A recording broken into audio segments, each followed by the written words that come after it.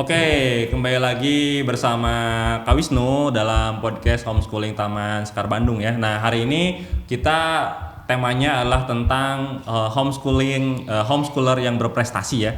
Nah, salah satunya mungkin beberapa waktu yang lalu ya, itu sudah ada tampilan-tampilan ya atau tayangan-tayangan dari homeschooler Taman Sekar Bandung yang berprestasi. Nah, bersama Kak Wisnu saat ini juga ada salah satu homeschooler SMA yang kemarin sempat berkontribusi untuk melestarikan atau memperkenalkan budaya Indonesia di dunia ya, khususnya di negara Amerika. Nah, siapa dia? Kita langsung perkenalkan saja. Boleh perkenalkan dulu Kalina, tepuk tangan dulu untuk Kalina. Boleh perkenalkan dulu sedikit Kalina. Oke, nama aku Kalina Rory Indeswari. Aku kelas 12 di homeschool Taman Sekar. Apalagi Kak? Terdaftar atau misalnya di homeschooling dari kapan? Aku masuk homeschool kelas 10 dari awal banget ya? Semester 2. Semester 2-nya ya, sebelumnya di formal ya? Iya. Nah, dengan Kalina ya, yang kemarin kalau misalkan rekan-rekan semua ya, yang menonton tayangan ini lihat berita ya, bisa lihat di sini ya. Itu banyak tayangan ya yang membahas mengenai Muhibah Angklung, tim kesenian yang diikuti oleh Kalina yang kemarin melestarikan atau memperkenalkan budaya khususnya Sunda ya, alat musik Sunda di Amerika. Nah, bisa sedikit diceritakan nggak Kalina tentang Muhibah Angklung itu tim kesenian yang khusus membahas atau melestarikan apa gitu ya, dan bagaimana proses Kalina untuk tergabung ke Muhibah Angklung ini biar bisa misalkan menjadi nanti contoh gitu buat yang lainnya. Jadi tim Muhibah Angklung ini tim kesenian yang dalam bidang angklung, tapi mereka juga masih main instrumen lainnya. Dan emang mereka tuh sering buat ikut festival di luar negeri dan juga sering banget bikin flash mob. Oh, flash mob ya. Banyak tuh yang di airport, di Hussein, di mana lagi ya. Anak-anak muda semua ya tapi isinya ya. Iya, dan sebenarnya umurnya nggak ada yang batasan sampai umur berapa ya. Cuma kalau requirement buat masuk ke audisinya, kalau tahun kemarin tuh 15 tahun Kak. Oh, ada audisinya ya gitu iya, ya. jadi sebelum masuk tuh kita ada audisi dulu. Jadi per poinnya gitu kayak tes acting, tes personality. Oh, ada acting juga. Ada. Oh iya. Kalina ikut itu berarti ya. Harus diwajibin Harus itu. Ya. Oh, wow, luar biasa ya. Ketat juga ya. Terus ada interview, ada tes, yang pasti juga tes kemusikannya juga, dan musikalitasnya ya gitu. Iya, sama juga ada tes narinya juga. Buat yang mungkin punya passion buat nari, kita ada nari tradisional buat lagu-lagu tradisional tertentu gitu. Di sini kita bisa lebih mengetahui angklung lebih dalam gitu. Dan kita langsung disuruh buat main angklung satu lagu full, disuruh ngafalin, dan besoknya kita langsung disuruh bikin video untuk flash mob. Oh gitu. Iya. Tapi memang pengalaman yang menarik sih. Oh gitu, iya apa-apa. Jadi setelah dari situ baru Kalina tergabung gitu dalam tim yang khusus memang angklung gitu untuk mengikuti festival di Amerika berarti ya. Oh gitu. Tapi sebenarnya kalau yang festival di Amerika itu sebenarnya kita sudah direncanakan untuk 2020. Cuma karena pandemi kan. Iya, pandemi dan lain-lain. Jadi ditunda dulu, dan di 2021 itu mereka diajak lagi untuk ikut festival di Amerika buat di 2020 ini. Oh gitu. 2022. 2022. Iya. Itu sebenarnya ada acara dari pemerintah gitu ya untuk ke Amerika itu, apa memang murni inisiatif dari Muhibah sendiri gitu untuk atau ada kerjasama dengan pihak tertentu gitu di sana? Murni sih setahu saya. Oh gitu. Dari Muhibah memang sengaja gitu mengeluarkan modal gitu ya ke Amerika gitu, dan untuk memperkenalkan angklung di sana gitu ya. Iya. Wah, luar biasa, tepuk tangan lagi dong ya. Oh, murni ya gitu untuk berangkat dari sana. Berapa orang yang ke sana ke Amerika selain Kalina ya, timnya berapa orang?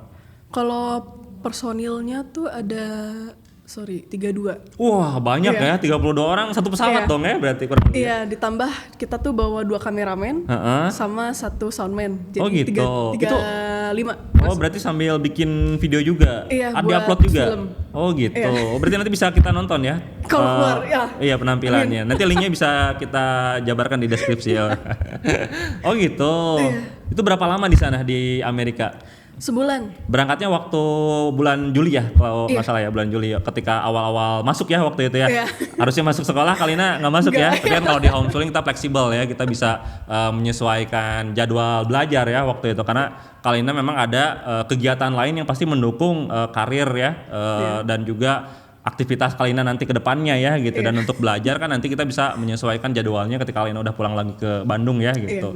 Nah waktu itu Kalina ke Bandung berarti bulan Juli, berapa lama di sana? Jadi kita nyampe di sana tuh Juli tanggal 4, Independence-nya mereka. Di mana? Independence Day-nya mereka. Independence Day-nya nyampe- Amerika. Iya, kita nyampe di New York.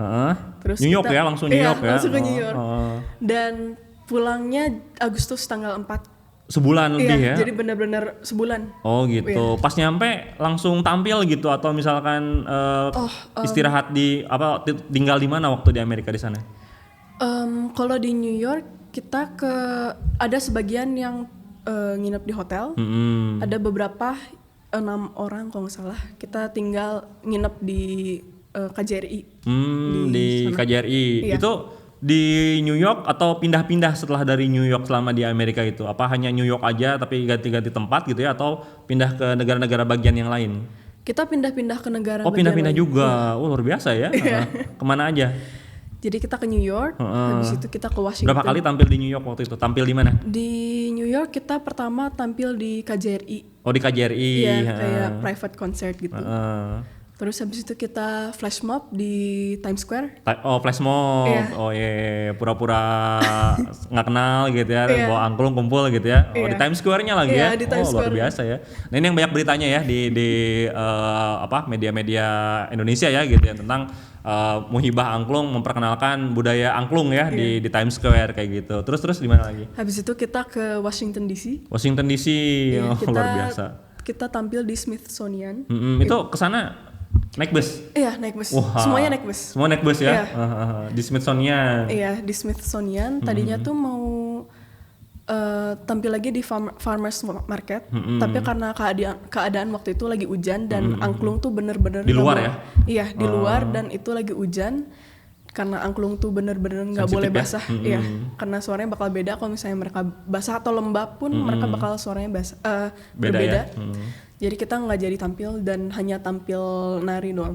Oh gitu. Iya. Oh, waktu itu di taman atau di Smithsonian-nya di luar outdoor gitu ya?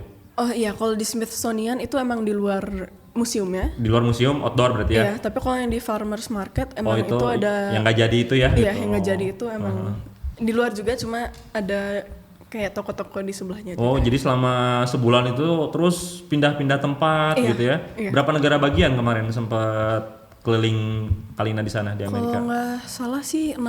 6 ya? Iya. Wah, luar biasa tuh. Berarti udah ke Amerika, udah jalan-jalan ke 6 negara bagian selama sebulan lebih ya Iya. gitu di sana. Gimana di sana cuacanya kemarin gitu kan, atau misalkan sempat jalan-jalan gitu atau enggak di sana selama atau kegiatan terus tiap hari gitu? Kita dikasih waktu sih buat jalan-jalan. Emang dibatasin. Oh, dibatasin. Dan ada beberapa tempat di mana kita ada guide-nya buat jalan-jalan juga. Jadi kita bisa dianterin ke sini gitu. Oh gitu. Kalau antusiasme dari warga Amerika sendiri gitu ketika pas lihat angklung itu teh memang mereka diundang gitu ya, atau kalau di beberapa acara mereka misalkan langsung datang aja yang kebetulan lagi ada di situ gitu terus nonton, itu gimana tanggapannya kalau yang Kalina lihat gitu warga Amerika terhadap kebudayaan Indonesia gitu, atau mereka udah sering nonton gitu, atau misalkan memang takjub gitu, gimana? Ada beberapa yang emang udah kenal dengan angklung tapi emang belum pernah mainin gitu. Jadi kita tuh membiarkan mereka buat nyoba cara main angklung meskipun nggak terlalu Serius strict, ya? iya nggak terlalu serius, tapi emang kita biarin mereka buat main angklung. Dan tanggapan mereka kayak wow, this is great, like this is very easy. Orkestra gitu ya, orkestra Sunda gitu, luar biasa dan ya. mereka memang sangat takjub gitu buat melihat kita tampil. Di semua negara bagian itu banyak penontonnya di sana yang nonton. Wah, luar biasa. Tangan lagi dong. Wah, keren ya. Gitu. Nah, sampai pas di akhir Agustus ya gitu beres dari kegiatan tersebut akhirnya Kalina dan rekan-rekan semua 32 orang itu pulang ya. Kalau Kalina sendiri di sana tinggal sama keluarga Amerika sana gitu atau tinggal di hotel? Untuk beberapa tempat kita tinggal di hotel dan beberapa tempat juga kita ada yang tinggal di rumah orang Indonesia yang tinggal di sana. Dan kalau misalnya yang di Boise, yang di Burley, yang di Idaho dan juga di Utah, itu kita tinggal di host family. Oh gitu. Iya. Jadi kita tinggal di keluarga beda-beda ya iya. gitu. Jadi ya keterikatannya juga di sana mungkin dekat juga gitu ya sama orang-orang yang punya rumahnya. Sedih nggak? Sebentar ya, nggak begitu terlalu lama ya. Sebenarnya seru sih, pengalaman yang sangat menarik sih sebenarnya. Iya. Dan emang agak sedih juga waktu ninggalin mereka karena emang menyenangkan sebenarnya. Di sana ya. Iya. Nah waktu mau persiapan untuk tampil di Amerika kan pasti perlu waktu persiapan dulu ya. Kalau misalkan ya anak-anak sekolah formal mungkin kan bentrok dengan jadwal pelajaran setiap hari gitu. Nah Kalina waktu itu selama persiapan untuk tampil ya angklung ada kendala nggak gitu kan di muhibahnya dan di homeschooling waktu itu? Sebenarnya enggak sih, karena muhibah tuh kegiatannya di hari Sabtu dan Minggu. Dan mungkin emang kalau untuk anak kuliah mereka kan ada yang kelas hari Sabtu gitu. Jadi mereka ada yang bentrok dan harus keluar untuk sebentar buat kelas, habis itu mereka balik lagi untuk latihan. Tapi kalau misalnya di bulan-bulan akhir yang Juni kita mulai intensif di mana kita seminggu tuh bisa latihan terus.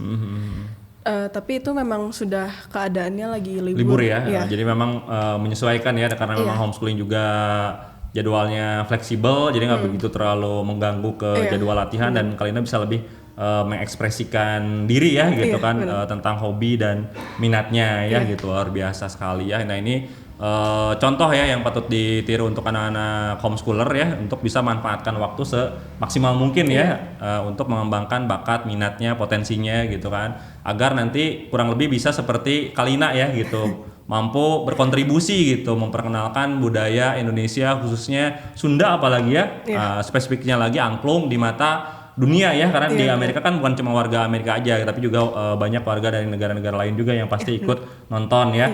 Nah selanjutnya ada agenda lagi dari Muhibah untuk misalkan memperkenalkan budaya lain dari Sunda gitu ya dan apa kira-kira harapan Kalina gitu ya terhadap kebudayaan Indonesia pada umumnya. Jadi waktu kita di Amerika itu kita diajak untuk festival di Prancis. Woi, ada lagi berarti kegiatan di Prancis. Tapi itu nanti di 2024. Oh, 2024. Persiapan dulu ya. Iya, persiapan dulu. Jadi ya semoga kita benar-benar sukses gitu buat festival selanjutnya dan juga mampu untuk mempromosikan angklung ke dunia dan bukan lebih. Cuma angklung mungkin ya, siapa tahu nanti kan banyak lagi yang lainnya ya gitu dan pendapat Kalina sebagai anak muda nih terhadap kebudayaan Indonesia khususnya gitu ya apakah sekarang mulai tenggelam gitu dan harapan Kalina apa tentang kebudayaan di Indonesia sebenarnya banyak ya gitu. Kalau kebudayaan Indonesia tuh memang ada beberapa yang saya lihat emang berminat untuk meneruskannya gitu. Tapi sudah mulai hilang gitu ya, udah mulai jarang. Emang nggak banyak, tapi emang beberapa sudah mulai muncul gitu karena ya mungkin lebih autentik atau gimana gitu. Cuma ya mungkin di zaman modern ini emang susah gitu untuk tidak meninggalkan tradisi-tradisi yang dulu, tapi bukan berarti kita harus melupakannya gitu kan. Iya. Jadi saya harap mungkin tradisi-tradisi ini gak dilupakan aja gitu. Dan kita masih ingat kalau misalnya kita tuh masih punya tradisinya sendiri gitu dan tradisi kita tuh memang unik. Dan mungkin sangat diminati mungkin dari negara lain juga. Nah tuh jangan lupa ya anak-anak muda semuanya yang nonton video ini, kita jangan lupa akar rumput kita gitu ya, budaya kita gitu ya, karena ya budaya itulah jati diri kita sebagai bangsa dan kita sebagai anak muda juga harus melestarikan budaya tersebut dengan ya metode apapun yang kita bisa ya, dengan seperti Kalina gitu kan ikut latihan terus memperkenalkan ke negara lain, tapi kan kita nggak harus seperti itu ya.